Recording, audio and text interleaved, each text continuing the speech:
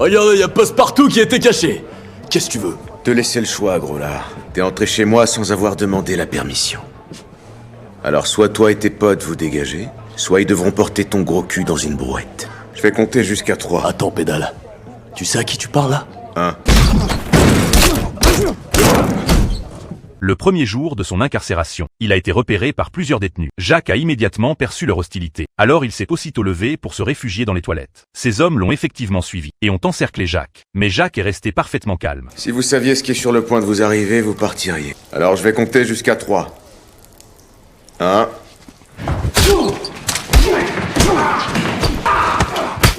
En seulement une minute, tous étaient à terre. Quand les gardiens sont arrivés, ils ont été choqués par la scène. Bien sûr, Jacques a été placé en isolement. Au même moment, l'inspectrice Rose a découvert la véritable identité de Jacques. Diplômé de West Point, il a reçu un paquet de médailles. La Silver Star, la Defense Superior Service, la Légion du Mérite, la Soldiers, la Commendation de l'US Army, la Bronze Star, une seconde Silver Star et enfin la Purple Heart, pour avoir été blessé pendant le bombardement de leur baraquement à Kandahar. Elle a également trouvé un alibi pour Jacques. Peu après, Jacques a été libéré sans charge. Pour s'excuser, Rose est venue personnellement accueillir Jacques et lui a demandé de l'aider dans l'enquête sur les meurtres en série. Mais Jacques a refusé, alors qu'il s'apprêtait à partir. Un autre inspecteur l'a interpellé. Contraint et forcé, Jacques s'est rendu au commissariat. Quand il a vu les dossiers des victimes, Jacques a été stupéfait. Il a révélé des détails que même le médecin légiste n'avait pas remarqués. Ensuite, Jacques s'est rendu à la morgue et a trouvé une cicatrice sur la main de la victime. Je l'ai poussé contre la cuisinière. Je savais pas que ma mère venait juste d'éteindre la plaque. C'est de là que vient la cicatrice de mon frère. Tout le monde a été choqué. Le défunt était en fait le frère de Jacques. Cela a complètement changé la perspective de Jacques. Il ne pouvait plus rester simple spectateur. Je vais retrouver tous ceux qui sont responsables, et je les tuerai jusqu'au dernier. Cette nuit-là, Jacques et Rose se sont rendus au domicile du suspect Paul pour enquêter. Jacques a fouillé méticuleusement la maison et a finalement trouvé des graines d'herbe dans les interstices des chaussures de Paul. Ce type d'herbe sauvage ne pousse que dans les buissons. L'endroit où son frère a été tué était justement cette zone envahie par les herbes. Les deux se sont immédiatement rendus sur place pour vérifier. Ils ont effectivement trouvé des empreintes de pas dans la boue, mais ces indices restaient insuffisants pour identifier le vrai coupable. Vu l'absence d'autres indices sur les lieux, Jacques a mis fin à son enquête et est parti. 4 mystérieux individus en combinaison blanche sont apparus. Le lendemain, Jacques s'est rendu de lui-même au commissariat pour suivre l'avancement de l'affaire. Rose l'a informé qu'il y avait une nouvelle victime. Le crime s'était produit la veille au soir. La victime était le chef de la police locale. La femme du chef a été poignardée à mort. Le corps du chef a été cruellement cloué au mur. Jacques a réalisé que c'était très probablement ce groupe qui avait tué son frère. Le chef actuel pourrait être complice du commanditaire dans l'ombre. Il y avait de fortes chances qu'à l'intérieur du commissariat se cache encore une taupe. Jacques a commencé à douter de la véritable identité de l'inspecteur. À ce moment précis, Rose a reçu une notification urgente. Le nouveau chef a donné l'ordre d'interdire à Jacques de participer à l'enquête. Il a également ordonné aux agents de se concentrer sur les criminels liés à l'ancien chef. Et que fait-on des meurtres